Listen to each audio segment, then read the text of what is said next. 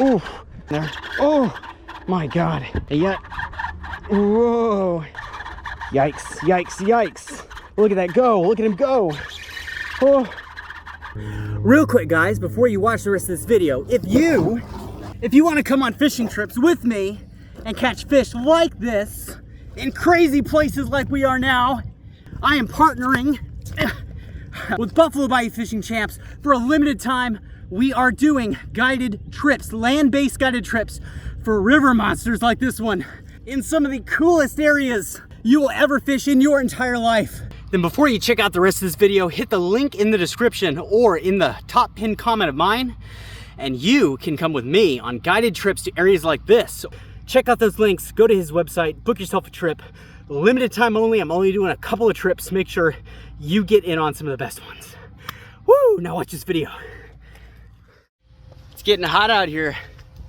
Finally, this horrible winter seems to be coming to an end, and we've got this nice warm weather moving in. It is bright, it is sunny, it is warm, and to me, that means there's fish ready to be caught. Very excited, let's get down there.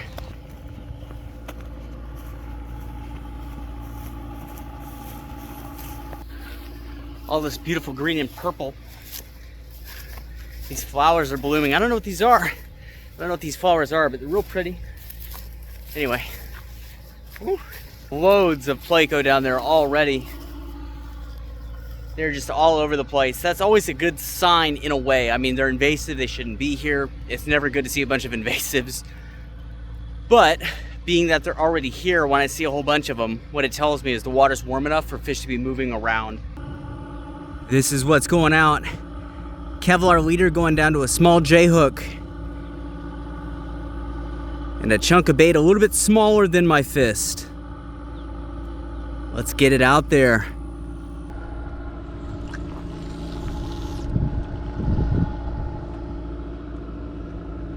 All right, let's see what we get.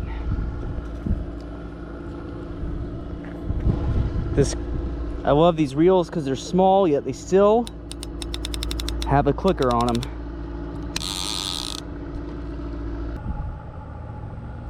Oh, there's a bite. There's a bite.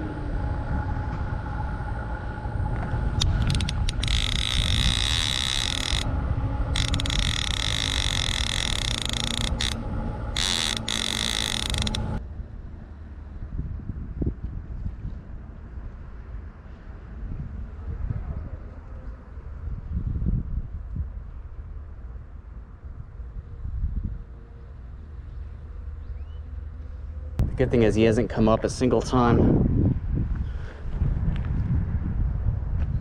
All right, let's see what we got on the end here. Yep, fish on. Oh, I'm thinking we got a big fish on the end. Yes, good gar. Ooh, wow. Good alligator gar down there. Oh my God, what a fish. We gotta follow him. I wanted a challenge today, so I went light tackle for gar fishing. This is not an outfit that I would typically take to catch big gar, and yet, whoa, that's exactly what's on the end here. Whew, this is a yikes, yikes, yikes. Look at that go, look at him go. Oh.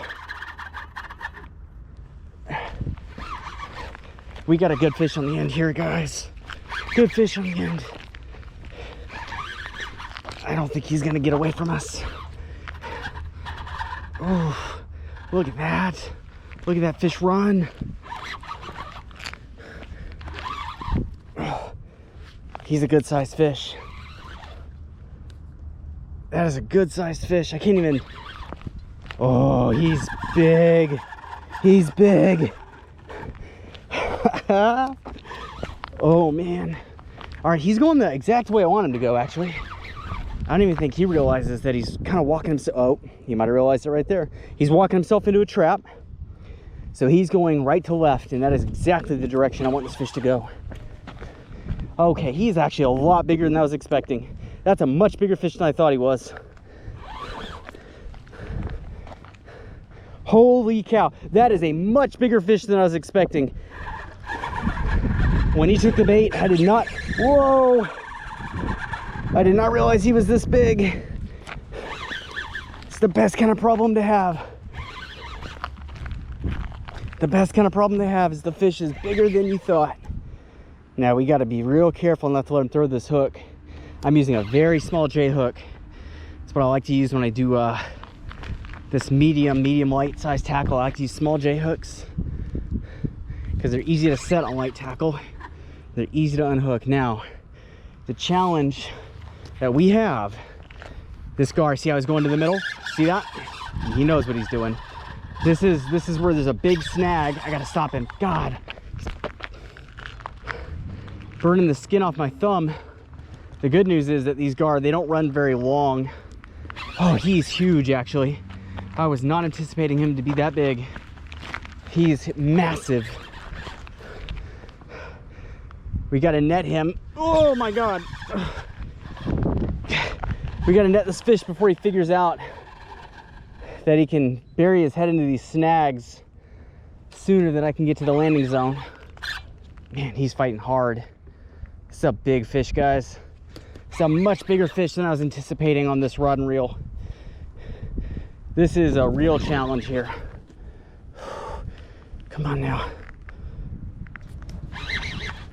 Oh, this is what I want. I want him going to the left. That's where our landing zone is, down there. I can't land him right here or I'll go in. If we can just do the sideways walk here, you guys can see I'm doing the sideways shuffle that you see guys do in the octagon when they're up against the fence. You don't want to be up against the fence in the octagon, and you don't want to be doing this too long here. All right, here's the danger zone. Although you can't see it, God, that fish is massive. He's big. He's big.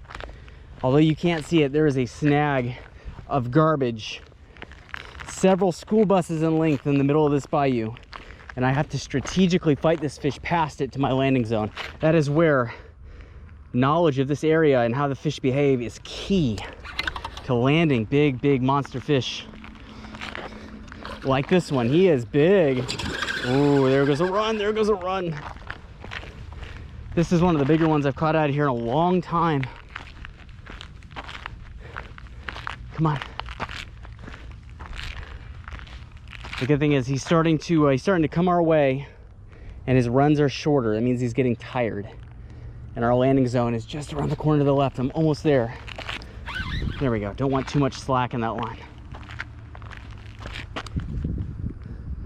I don't want too much distance between the rod tip and the fish.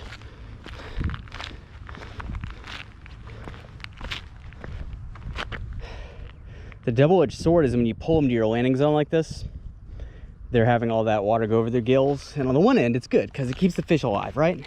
That's key for me. I am strictly catch and release with the gar. The problem is, that's like him getting his breath back. That's exactly what's happening. This fish is getting his breath back. Oh my God, that is a big fish. That is a big bayou fish on very light tackle for the size of the fish. When I get him out of the water, you guys are gonna see why I keep going on and on about how what I'm using is light tackle. This fish is no joke. This fish is no joke. Let's go. Oh, he's beautiful too. Man, if I can land this fish. Ooh. Okay, we're just, look at him. Look at him coming in. He looks like a submarine. That fish looks like a submarine. Incredible animal. We are almost there. Yeah, it's too much algae over here. Big jump. Whew.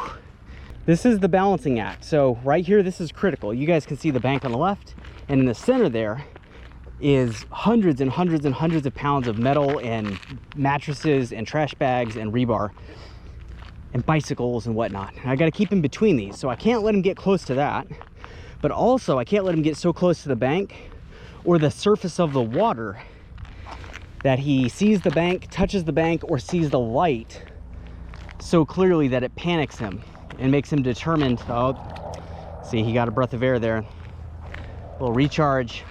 It's a delicate act. You can't let him go too far one way, the other, up or down. Learning how to control these fish, or being with someone who knows how to control these fish, is paramount to landing them in a spot like this. There is a reason why you don't see just everyone catching these kind of monsters in places like this. It is very hard to do. All right, gonna do something dangerous. I want a little more slack, so I'm gonna hit the clutch, but at no point am I gonna let him think that he took line away from me. Let that line slide off while keeping tension on him. That way that fish feels like everything is exactly the same as it was. Whereas I know that I've got my rod in a better position now with more slack on it. There's the landing zone right there. There's the landing zone right there. Got child's toy on it. Anyway, we'll get that in a second. All right, here's the hardest part of this whole deal. Especially with light tackle. The closer they get with light tackle, the more stress is gonna get put on that thin rod tip. And the harder this landing process becomes. There he is. That is a big fish. Making a run, making a run, making a run. Woo, this fish is gonna have to work for every inch of line it takes. I'm rocking 50-pound braid, which is very light for this, and 60-pound mono down to the leader. The leader is the part that I have the most confidence in. 500-pound Kevlar braid. That fish is not gonna bite through that. And it sure ain't gonna break. It's that 60-pound monofilament, and I'm a little bit worried about that fish finding a way to rub up against some of the snags down here to cut. All right, we're getting close. He's gonna start jumping and running up on the bank. Here we go. This is the hard part here. Come on. Ugh. I see you.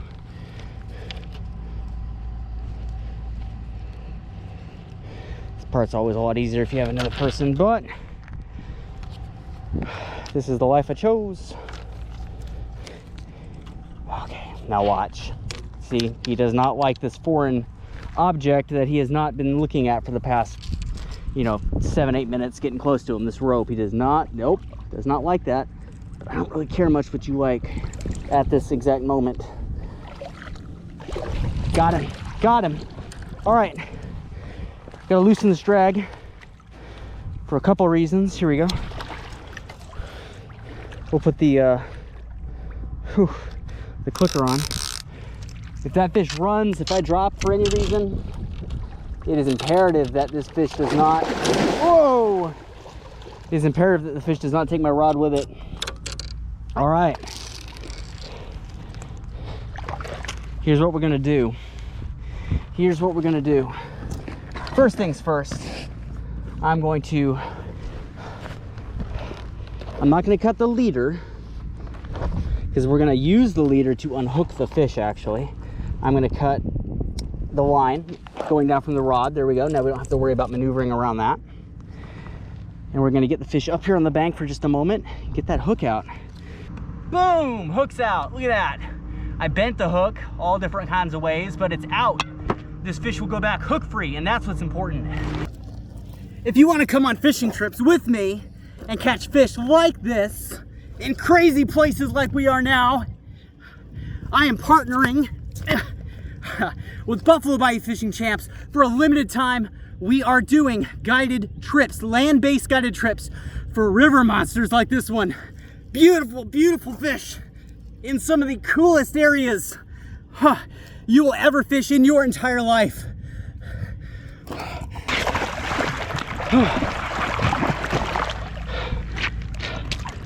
Look at that.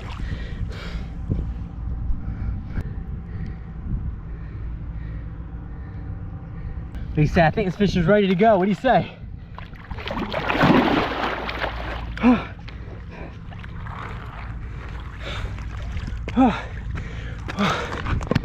Hit the link in the description or in the top pinned comment of mine, and you can come with me on guided trips to areas like this. Or if you prefer, you can go on guided trips to some of my best river locations for some true giants. Again, link in the description, link in the comments. I am officially guiding with the best guide in the business Alex Sosa from Buffalo Bayou Fishing Champs. If you want to come to Texas or into Houston to catch massive, massive fish in crazy locations like that, and this part's optional, it's up to you if you want to be on my YouTube channel doing exactly that. Check out those links, go to his website, book yourself a trip. Limited time only, I'm only doing a couple of trips. Make sure you get in on some of the best ones. Whew. It's always exhausting to have a fight like that. Scales got me. You know, it's only fair the fish get one back on you, right? Whew. Me trying to wrestle. That's what happens when you try to wrestle them and they slide backwards in your arms. That those scales, incredibly sharp, serrated, covered in a substance called ganoin, very similar to your tooth enamel. They are effectively arrowheads all over the fish's body, and that's exactly what Native Americans would use them for. And then colonial settlers would actually use their scales for plow shields. Basically, they would coat their plows in the skin of these animals. I'm covered in slime. I am absolutely covered in slime. Look at that. Look at that. I feel so funky. Look what a mess he made of that hook. That thing was about to go. That thing was about to go. I was a challenge for myself today. The challenge today was to use very light tackle for a fish like that. And you can see why I usually go a bit heavier.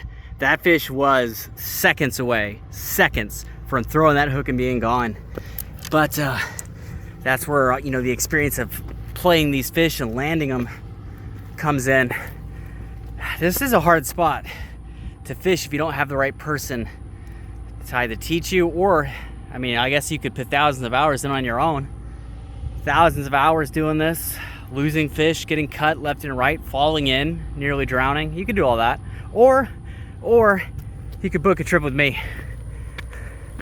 All right, guys, fantastic day. Check out those links in the description. Again, in the top pinned comment, you'll see a pinned comment by me with a link. That is to Alex and his site, Buffalo Bayou Fishing Champs. That is where you can book a guided trip with me to catch some of these amazing animals, either on the bayous or in the river. It's up to you. You can choose which one you want to do. And if you prefer going by boat, hit up Alex. That's where he comes in. If you're a boat fisherman, you don't want to do the walking, you don't want to do the land-based fishing. If you want to go at these fish from the comfort of a boat and have the access that a boat can provide you, there is no one better in the business than Alex himself. So go to that website, choose which of the ones you want to get. I guarantee you, great time to be had either way. So check out those links. Let me know what you guys want to see more of on the channel. This is a bit of a promo today, if you will, but hey, still catching huge fish in the bayou. Let me know what you guys want to see more of. Like, subscribe, all the good stuff. And I will check you guys later. Yew!